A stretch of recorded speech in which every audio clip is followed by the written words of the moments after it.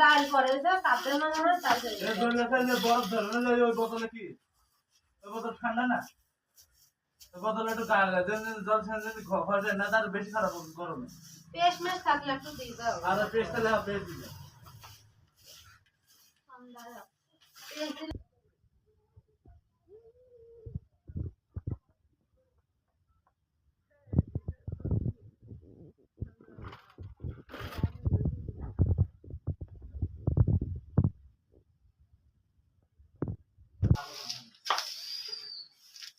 আমু তুমি ধরে দাও আমু